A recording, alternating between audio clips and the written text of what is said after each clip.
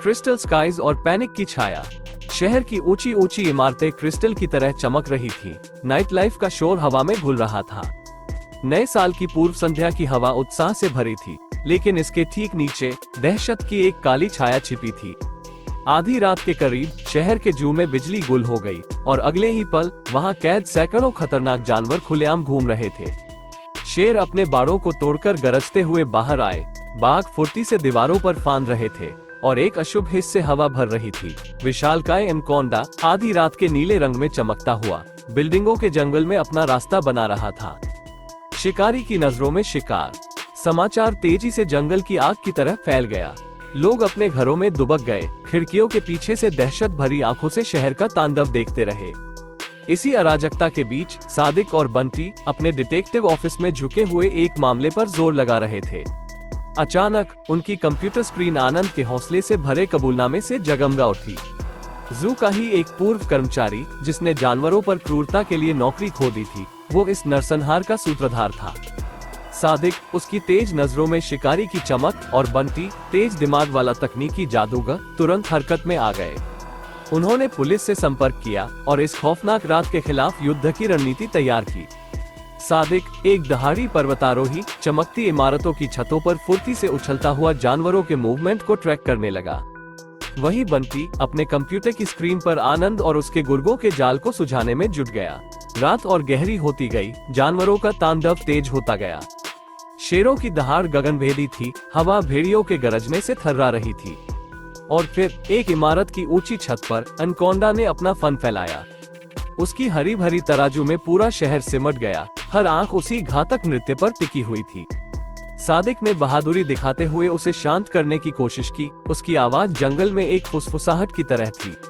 लेकिन तभी आनंद छिपे हुए घात से धोखे से हमला कर सका। सादिक और एनाकोंडा दोनों खाई के किनारे खड़े थे, मौत के साए में। हीरो का पलटवार। लेकिन बंटी ने तेजी से पुलिस वायरलेस पर संदेश भेजा। उसकी उंगलियां कीबोर्ड पर बिजली की तरह दौड़ रही थी। एक्सपर्ट स्निपर्स ने एक्शन लिया। गोली चली, आनंद जख्मी होकर गिरा। वहीं एक ट्रैंक्विलाइजर डार्ट ने एनाकोंडा को सुन्न कर दिया। दोनों को सुरक्षित तरीके से वापस लाया गया। पूरी रात शहर भर में जंग जारी रही। ट्रांसजाइन गन से लैस टीमें जानवरों को पकड़ने में जुटी थी। शेर आधी रात के अंधेरे में गरजता हुआ एक होटल की लॉबी में आतंक मचा रहा था। उसकी सुनहरी आंखें तीखी बिजली की तरह चमक रही थी।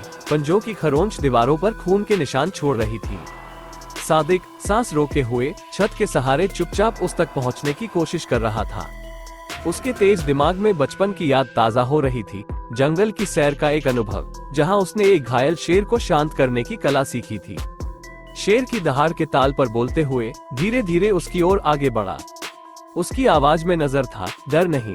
शेर कुछ पल के लिए उसकी आंखों में झांकता रहा, फिर जैसे उसकी बात समझते हुए क्रोध कम करता हुआ दहाड़ने की जगह खराक में गर्जना करने लगा। सादिक ने मौका देखते ही एक मांस का टुकड़ा उसके सामने फेंका। शेर ने उसे पकड़कर खाया। आक्रामकता और कम होती गई। इसी बीच पुलिस और पशु चिकित्सकों की टीम सावधानी से लॉबी में दाखिल हुई। एक ट्रैंक्विलाइजर डार्ट बिल्कुल सही निशाना साधता हुआ शेर को लगा। कुछ ही मिनटों में वह वश में हो गया। उधर बंटी की चुनौती एक अलग ही धरातल पर थी। बंगले के टूटे हुए जाल से छलांग लगाकर निकला बाघ शहर के हृदय स्थल में दहशत फैला रहा था। उसकी फुर्ती बिजली के तेज थी। हर छलांग के साथ उसकी गुर्राहट हवा में गूंज उठती थी। बंटी जानता था कि सीधे टकराव का मतलब और तबाही होगी। उसने पुलिस को बाघ का ध्यान भटकाने का निर्देश दिया और खुद एक पुराने मंदिर की ओर भागा। उसे याद था कि इस मंदिर के गर्भगृह में एक गुप्त मार्ग था जो बंगले के प्रांगण में जाता था। पथरीले रास्तों को चीरते हुए सांसें फूलती हुई मंदिर पहुंचा बंटी। गुप्त मार्ग को ढूंढकर वो उसके अंदर घुसा। अंधेरे के दमन में अकेले सिर्फ अपनी सांस की आवाज के सहारे आगे बढ़ता रहा। आखिरकार वो बंगले के अंदर आ गया। बाघ उसी कमरे में घूम रहा था जहां वो मांस के टुकड़े रखे गए थे। बंटी ने एक टुकड़ा उठाकर फेंका। बाघ उसी ओर झपटा।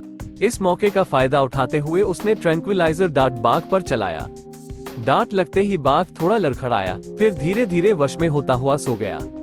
सादिक और बंटी की बहादुरी और रणनीति ने एक और बड़ी परेशानी को टाल दिया। जानवरों को धीरे धीरे वापस जू ले जाया गया। शहर पर छाया दहशत का बादल छटने लगा। हालांकि इस रात की यादें हमेशा याद रहेंगी। एक यादगार रात जिसमें साहस और समझदारी ने खौफ पर जीत हासिल की। ये कहानी न सिर्फ रोमांच से भरपूर है, बल्कि जानवरों के प्रति संवेदनशीलता का भी संदेश देती है। सादिक और बंटी की बहादुरी न केवल डरावनी माहौल से लोगों को बचाती है, बल्कि खतरनाक स्थिति में जानवरों की सुरक्षा का भी ख्याल रखती है। ये कहानी हिंसा की नहीं, बल्कि समझदारी की जीत का उदाहरण पेश करती है।